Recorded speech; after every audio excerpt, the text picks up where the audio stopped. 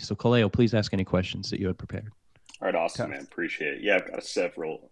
So first things first. November 22nd, you sent an email to employees where you pieced together recently the events that led to the breakdown the best you possibly could from what you said.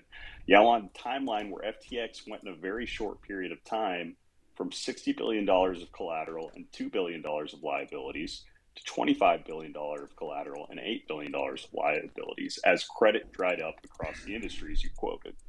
So my first question is, can you speak more to how you arrived at these estimates? Yeah, and I'll first say I think that was probably Alameda, not FTX, that I was referring to. Yeah, great distinction these days.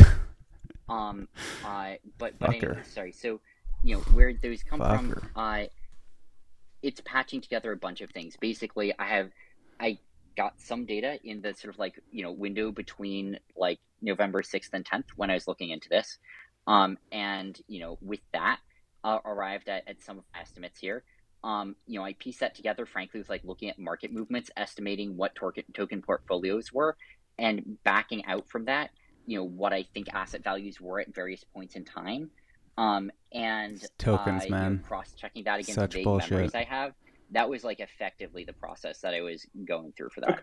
So you were using, what was listed basically as the collateral that you sent to Forbes, the items such as, FTT, Sol, Serum, etc., as the collateral value in those estimates, correct? Among other things, yeah.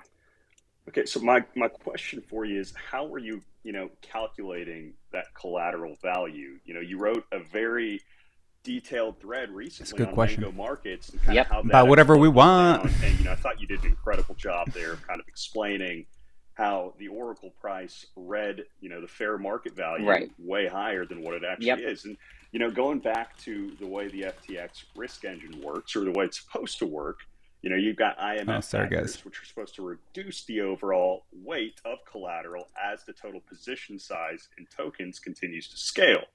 So my question is, did you apply the same collateral valuation equally to everybody on the FTX platform, or were there any exemptions on how that process, was, I guess, fairly put into place? So, a few different pieces to that. I think I have to end the stream because I think I don't have the audio. So first of all, in terms of, I think there's a big difference between those two scenarios, because in one it was like a manipulated price. In the other, it's a less liquid price. Now both of those matter, and the fact that something is illiquid, that's a big deal, and it's something that I didn't handle well. But I do think it's worth noting that it's a well, to be fair, Sam, to the critics, some people, whether you agree with it or not, there are critics out there that say that the FTT price, for instance, or the Serum price, or some of the other names out there were also manipulated, just, in a different timeline, different fashion, so I think the illiquid point is, more what's fair, apples to apples in that scenario. I totally hear you, and for what it's worth, I don't believe they were manipulated, and I would feel quite differently if I thought they were. I do believe that would be a big deal, and would undermine any notion of them as reasonable collateral. Even as is, obviously the illiquidity was a big problem, especially in size, and I think I've given sort of unconfident answers to this in the past. I'm unfortunately going to have to give the same unconfident one now, which is that I don't have the answer in front of me. I wasn't involved much in this process. There were various things for some large accounts that we were thinking about implementing. I don't know exactly where all of those got to. Okay, I think we're live. But for real, with audio. But I am not sure from Twitter that there were no differences. I would like to be able to give a more confident answer that, and I also we were thinking about implementing. Would like to feel better about the Okay, I think FTX we're live. So Sam, one thing that I'll say, with first and audio. foremost, so the I'm not $60 sure billion that worth of they're really collateral, different. especially, Nice. now that Okay, you're so I paying think that you as a guys are picture getting the for what audio on. Alameda had rather than FTX, that Yep. helps even more, right? So that $60 billion Hot of takes now. collateral, if it was applied fairly using the IMF factors and calculations on your exchange, would have been worth $5 billion at the peak. And that's not, taking into account what all other factors you had as far as what the multiples were for actually opening positions and withdrawing. So by the time it hit June, continuing to scale that down when it was $25 billion, that same collateral valuation, even though mark to market was $25 billion, using your own exchange's factors was a little over $2 billion. So at that point in time, Alameda had a little over $2 billion of collateral and a little over $8 billion of liabilities. So there was already this massive gap way prior to anything that happened in November. How was that missed? So a few things. First of all, the numbers that I think you're citing there were my guesses at Alameda's aggregate balances, not at Alameda's positions on FTX in particular. And so I totally hear you with respect to the FTX calculations. I think, if I remember right, what I put there. These numbers are bullshit. Talking about Alameda's global. It's not the point. The point is, during the Terra Luna collapse, you moved $4 billion of customer funds into Alameda to cover your margin dets. That's what I think happened. I have no idea. At least at some periods. The second thing is, how are you getting to the IMF factors? Because that would you want to argue numbers, knowing exactly what the set of assets exactly was, right? And so it's not important. The details. The way that I did it, rough estimates, back calculating based on the asset sheet that was both shared with Forbes back in August, but also using the assets from the total, you shared yourself, the assets that FTX had that were illiquid, correct? And their valuation the week prior to everything collapsing. And the week all after. those assets are toast. So They're all tokens. It's all tokens. You don't even hold Bitcoin. Position sizes were, and then from that, extrapolate what potential IMF factors were if they were used as collateral on the platform itself. Yes, but on top of those, there are also a lot of liquid assets. So, like what? I think that $8 billion of liquid assets, which were withdrawn, correct? Yeah. Oh no, but they're also that's the liquid liabilities. But on top of that, Alameda had a bunch of dollars and bitcoins lying around, many billions of dollars of them. And so I thought there was no Bitcoin lying around. And sorry, this is not a super satisfying answer because there are no numbers on this because I don't have these numbers. But you were aware that they had a bunch of Bitcoin and other cash liabilities as well. So how were you aware if you weren't aware of any of their balance sheets or anything else that was going on at that time? I thought. So part of there's and by the way, I apologize. I have to hop off in 30 seconds, but because I do have a hard before stop. I want to ask one follow-up question, Sam, to what was being discussed earlier. Sam, you said that money was wired to Alameda for FTX customers and claimed that the money was then moved over, essentially a ledger entry. But you've also described a stub account that continued to be filled with customer funds after FTX got banking. The money was never properly moved to FTX customer accounts. Is that correct? Was never I think it was moved. Well, I think there are multiple ways to think about the problem. I think the way that feels most intuitive to me is that the accounting never clearly hit Alameda's main account. So I just need a yes or no on that one, Sam. Never gonna happen. So can you repeat it? The money was never what? The money was never properly moved to FTX customer accounts after FTX got banking. After FTX the money, got banking. do you mean the from Alameda? Dollars. To be honest, Sam, either. Was the money properly moved over, the balances? The ledger entries happened properly. Were the assets moved over? I don't know that the assets were moved over. And I don't. And another way to do this would have been to have collateral posted for those. I'm not sure that happened. I think that, I can't give you a so it kind of sounds to me, based on that response, that the answer is probably no. I think that very well might be right. Okay, thank you, Sam. So as you said, I believe you had to go. So I just want to thank Extremely everybody. Convenient timing too, man. Extremely convenient timing. Convenient or not, it was predetermined that this was when I had to go because I do have thing I'm 2 minutes late for. What are you late for? This is your whole fucking life. Your whole life is being accountable to the people that you stole money from. Then I will hop off. But going to Congress while staying in the I Bahamas. get a slightly better answer, which was shameful display. Shameful display. There's a display of Alameda's account on FTX that did show them having a position, but the position it showed was substantially less than the actual full position. And so part of it was it not being clear what the actual full position size, and this was related to that sub account thing. So that's part of the answer to your question. And then part of the answer is like, I don't know, it's a piece of shit. Like I like kind of vaguely knew, kind of sort of maybe on a qualitative level what was going on. I like didn't know all of it, and I didn't know all the numbers, and like I just should have dug into it, and like yeah. But you knew that there was a massive negative balance at one point in time on some type of stub account, which was not. God, this stuff is complicated. On the borrow lend book at that point in time either. I became fully aware of that like in the last couple months. Like that. Yeah, so in the last couple of months you knew that. Okay, so in the last couple of months you knew that. And at that point in time, if they have a massive negative balance across that that's not reflected in the borrow lend book, how is that different from theft? Because you're basically putting up people's assets against theirs, right? You know, real customer assets that are not opting into any type of lending program. They're not risking into that. They're not getting any type of yield reward that they're risking themselves into that. You know, how is that any different from theft?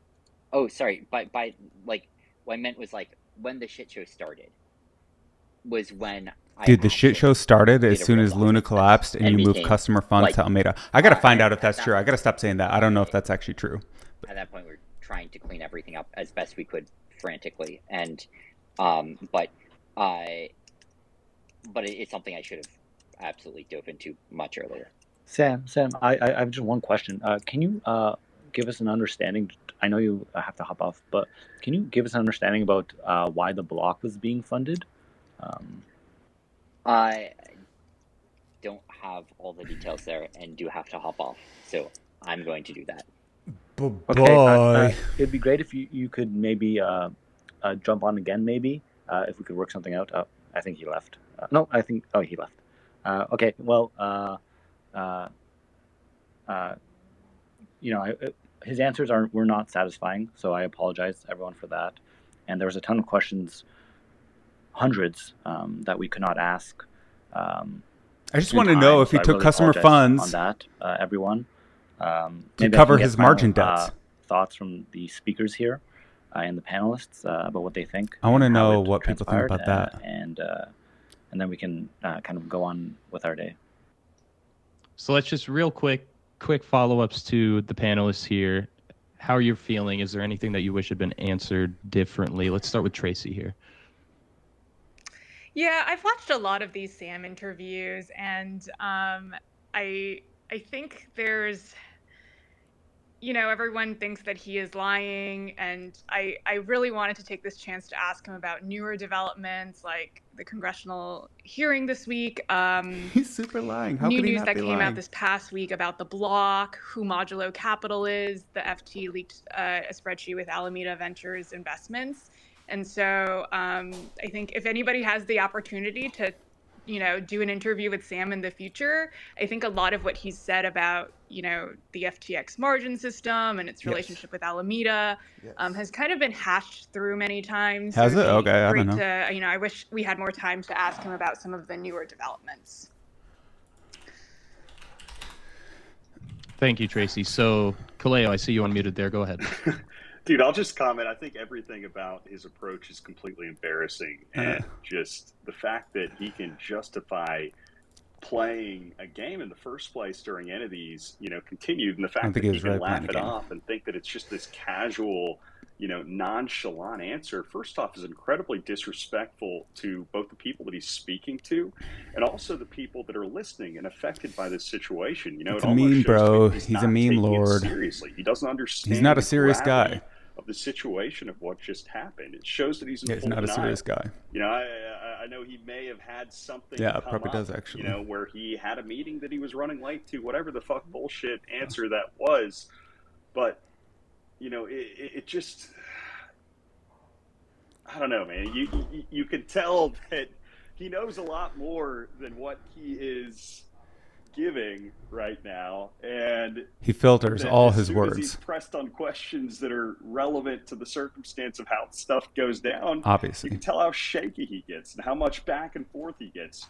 Like for instance, his answer about, oh yeah, I knew about that for the past couple of months, and then, oh no, I meant the past couple of weeks. Like, what's the real answer? Like there's a lot of bullshit that's lying in there. So it's incredibly frustrating listening to him speak, because he's going to give answers and dance around, by giving irrelevant answers, that sound good, and he don't even sound that good. A lot of facts with it, but he leaves out the truths. It's lying by omission. So did anyway, he? I'm sorry, I'm rambling a little bit, but it's just use customer funds to cover his margin debts. I think it was super interesting that when I asked him why he would do media interviews but not appear in front of Congress, he basically said that he was okay with wasting the public's time, but didn't want to waste the time of like 50 representatives. That is hilarious. And also another point, I've talked to Sam for a while just as a journalist, and one thing that he does, I don't know if it's because he's, a trader, but he never really speaks in certainties. For example, you can ask him about, is your name Sam? And he might respond with like, maybe, yeah, could be, depends on who you ask. Like he never actually ever says anything with certainty. So I think part of that could be, him, covering his ass. But another part is just, I think that's how he's always been. No, I think it's CIA. Or CYA. All right, Molly or Cass, do you have anything to add here? Yeah, I was just going to add that I think it's interesting that he has basically unlimited time to do Twitter Spaces. I mean, this is like the fifth one he's done or something. But he's worried about duplicating statements in front of Congress. I'm honestly surprised that he agreed to appear at the House hearing, and I'd be very curious why he's willing to appear there and not at the Senate. I think the answer he gave was pretty unsatisfying. But ultimately, I'm just interested in watching him answer questions under oath, because, he can lie as much as he wants in these Twitter Spaces. He's not going to lie under oath. I'm hoping that, tomorrow we might see something different. No chance. Yeah, I'm with Molly on this. I think he's had an opportunity to waste everyone's time. I've listened to him in every single interview he's done, unfortunately. And he just rambles and goes in circles and lies. And I think it is unfortunate that he's trying to sway the court of public opinion right now, when we all know that the only court that matters is the court of law. And that is where he will ultimately end up because of all this. And I think it's important to remember that and not let him... None of his answers were satisfying to me, whether it was a good question or not. And I've basically seen that happen and transpire in every single interview that he's done. And it's exhausting and it's unfortunate, but that's where we are. All right. Does anyone else have anything else to add before we move people on to the rest of their days here? Did he use customer funds to cover margin debts? Space after this and just vent for a little bit more. So if anybody's interested, feel free to follow, check it out. Perfect, Khalil. Thank you. We've got a new person up here who has a few comments. Dave Lauer. Yeah, thanks for having me. Can you hear me okay? Yeah, you sound great. Yeah, I mean, I just I gotta say, and I really appreciate you guys for holding this and getting him here, but it's just such bullshit, right? Like the whole thing is just it's like a complete Ponzi scheme, and he admitted it. He admitted it explicitly in one of those last questions where it was asked, were you taking the funds when they were sent to Alameda and transferring them over to FTX? And he couldn't answer it. Because, of course, he can't answer this stuff because when you get down to that level of granularity, it becomes very clear that it was complete Ponzi scheme, right? This was like not just a Ponzi. It wasn't just Madoff. It was like Corzine, dipping into customer funds. And it's couched in this complexity of margin and collateralization and balance sheets and such. But it was really just a straightforward Ponzi scheme. And it does such I don't know that it was disservice. intentionally built to be that way. I think it was said it does a disservice to the people here and everyone listening and all that, but it's like such a disservice to the people he stole money from. And it really feels like we're not using the right language anymore when dealing with him. And I get it, because, you know, it's going to be a stretch for somebody to expect somebody to come on when you just call them out for what they are. But it's just straightforward crime, right? Like, this is it. I feel like we're making this so overly complex, so much more complex than it needs to be, when it's simply clear money was being sent in order to trade on FTX, and it was just being stolen by Alameda, lost with poor trading strategies, or put into Bahamian real estate, or paid out in loans to people who are buying yachts. Yes, yes, that's what happened. The most that was happening was maybe a journal entry on FTX that made you think that your money had been moved over. Yes, right. So that's what I think happened. I think my frustration over all of this, and a lot of people's frustration, is that we're not necessarily calling it, you know, in a straightforward way what it is, which is a strict Ponzi on the phone, then that is kind of true. In which he was stealing money. And I was actually surprised that in the response that he was so explicit in admitting it. It was maybe, and I will admit to not having listened to all of the spaces like you guys have or participated, but I've listened to a couple, and I've always heard him kind of dance around questions that would really implicate him. But this really seemed to me to be a major implication when he said that those funds were not being sent over to FTX. I think I would be inclined to agree with that, Dave. Thank you. We've got another addition for some thoughts. Tiffany Fong. Oh, hey, I just wanted to note, I was also curious about his donations to the block, and I tried texting him on Friday, shortly after that article came out, and he did open it and did not respond about his donation, or not donations, the money that he funneled to the CEO, Michael McCaffrey. He didn't respond to that. So just noting that. I'm trying as like to find a consensus also, on the question. CoinDesk and Block, I think we've always had a little bit of a friendly rivalry, and this is not to, this is my unbiased opinion, or try hard to be unbiased. It could be. I find it hard to believe that Sam didn't influence any of the coverage. I do think that FTX and Sam were big players in the crypto industry. So if you were any type of, because that's what I did, you probably had some access to Sam, and you had to write stories about FTX.